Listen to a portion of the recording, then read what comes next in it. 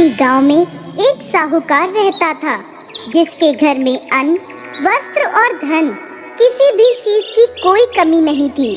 और वह साहूकार बहुत ही दयालु हृदय का था, परंतु उसकी स्त्री बड़ी ही कृपण थी। किसी भिक्षार्थी को कभी कुछ दान में नहीं देती थी, सारे दिन बस अपने घर में ही लगी रहती थी। एक बार की बात है, एक समय एक साधु महात्मा बृहस्पतिवार के दिन उसके द्वार पर आए और भिक्षा की याचना करने लगे। स्त्री उस समय घर के आंगन को लीप रही थी।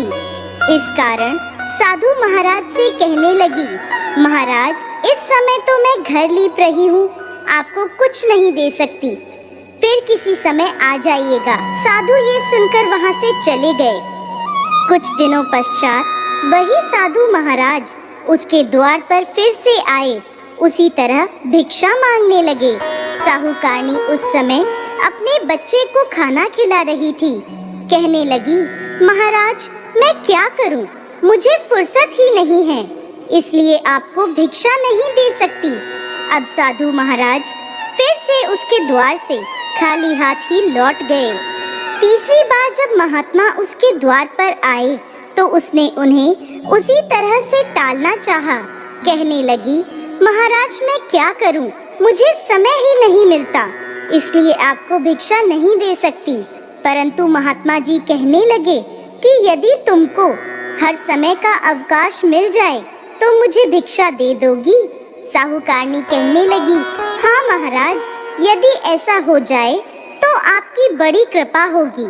साधु महात्मा जी कहने लगे, अच्छा, मैं एक उपाय बताता हूँ। तुम बृहस्पतिवार को दिन चढ़ने पर उठो और सारे घर में झाड़ू लगाकर कूड़ा एक कोने में जमा करके रख दो। घर का चौका इत्यादि मत लगाओ। घर वालों से कह दो कि हजामत अवश्य बनवाएं।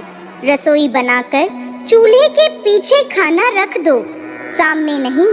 फिर स्नान आदि करके सायंकाल को अंधेरा होने के बाद दीपक जलाओ तथा बृहस्पतिवार को पीले वस्त्र मत धारण करो, ना पीले रंग की चीज का भोजन ग्रहण करो। यदि ऐसा करोगी तो तुमको घर का कोई काम नहीं करना पड़ेगा, तुम्हें अवकाश ही अवकाश हो जाएगा। साहूकारनी ने ऐसा ही किया।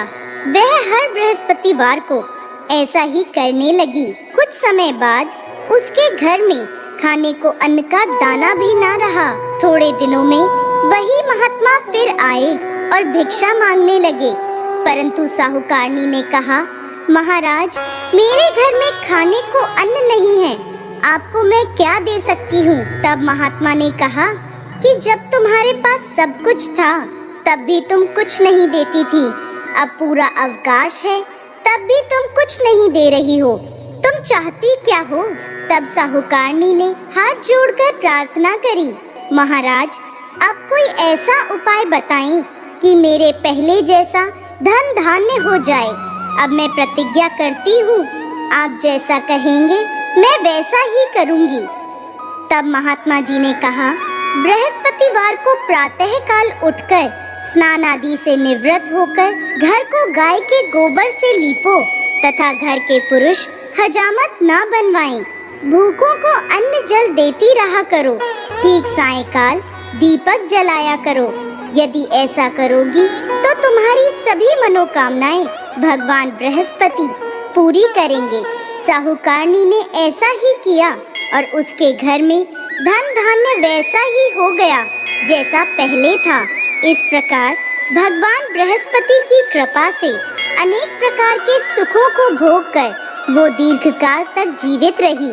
तो दोस्तों, कैसी लगी आपको आज की हमारी बृहस्पतिवार व्रत की ये कहानी? हमें कमेंट बॉक्स में लिखकर ज़रूर भेजिएगा और साथ ही साथ हमारे इस चैनल को सब्सक्राइब करना ना भूलें।